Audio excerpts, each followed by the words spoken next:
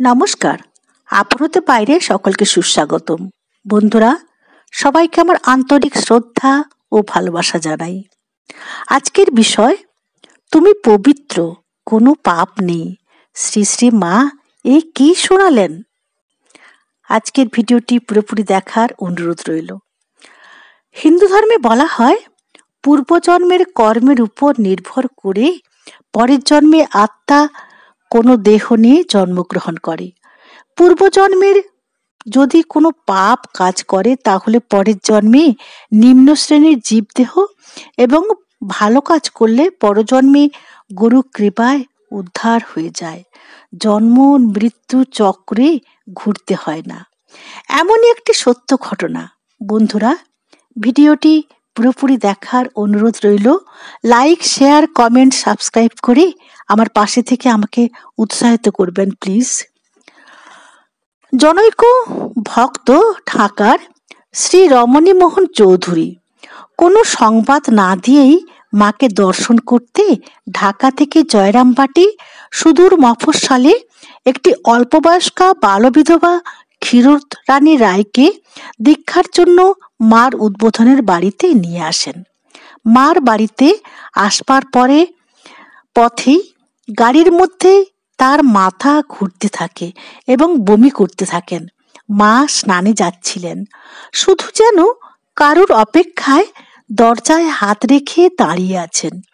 মেয়েটি উপরে উঠতেই তিনি একটু হেসে বললেন, কোথা থেকে এসেছো বাছা?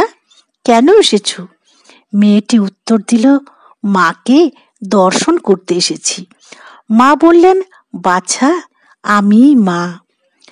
তৎসঙ্গে তাকে ঠাকুর ঘরে বসতে বলে স্নানে গেলেন। এর পূর্বেই ঠাকুরের পূজা ও ফল মিষ্টির ভোগ হয়ে গেছে। মেয়েটি ঠাকুরের জন্য কিছু মিষ্টি নিয়ে এসেছিল।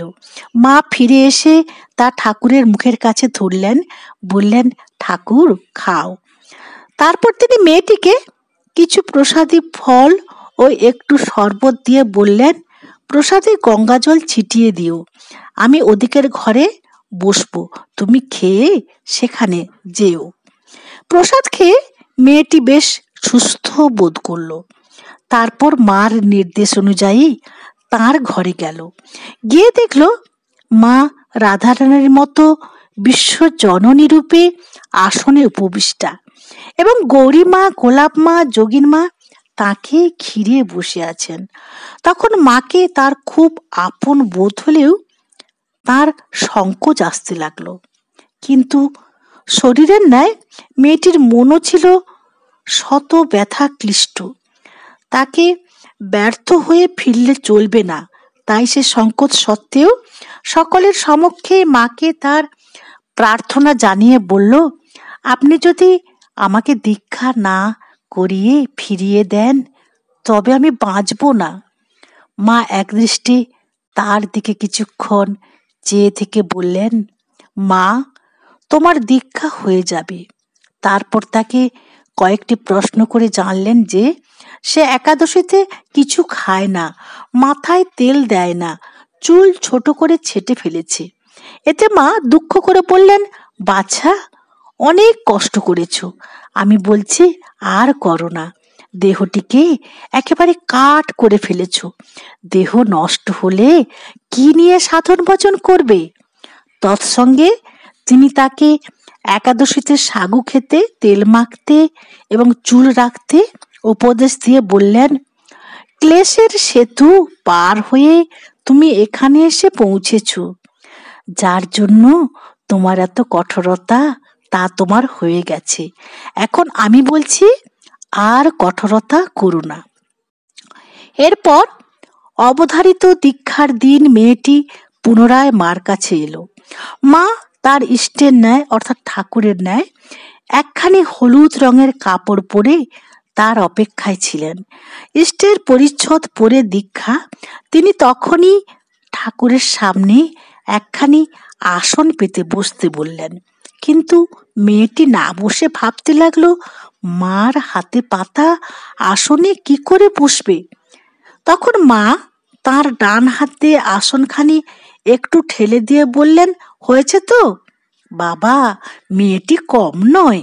তারপর তিনি তাকে বললেন, তোমার আঁচলে 2টি টাকা বাঁধা রয়েছে, ওটা খুলে রেখে এসো। মেয়েটি তা খুলে দেওয়ালের ধারে রেখে দিল।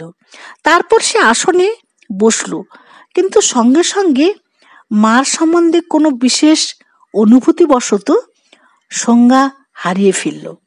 মা তখন তার হাত ধরে পুনরায় আসনে বসালেন ও মাথায় হাত দিয়ে 3বার মা ভই বাণী উচ্চারণ করে বললেন, ভয় নেই, এই তোমার জন্মান্তর হয়ে গেল।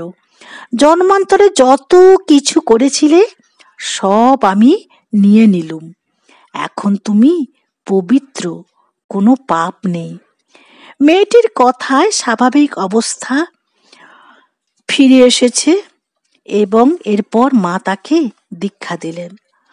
বন্ধুরা, গুরু কৃপাহি কেবলম, অর্থাৎ ভক্তের এইভাবেই ব্যাকুলিত হয়ে বিভিন্ন স্থানে ভক্তরা এসেছে, ব্যাকুল কান্নায় ব্যথিত হয়েছে, মা দীক্ষা দিয়েছেন, কিন্তু সবই নীরবে। এর মধ্যে কোনো প্রকাশ নেই, প্রচার নেই।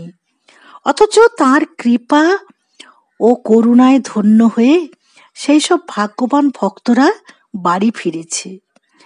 ভক্তের অন্তরের ব্যাকুল কান্নায় তিনি নিজে স্থির থাকতে পারেননি। এভাবেই আজও তিনি তার করুণা ধারায় দিশেহারা ভক্তদের সিঞ্চিত করছেন, পাচ্ছে তারা অপার শান্তি। সবাই শ্রী মায়ের কৃপায়, ঠাকুরের কৃপায় ভালো থাকুন, সুস্থ থাকুন। জয় শ্রী মা, জয় শ্রী ঠাকুর।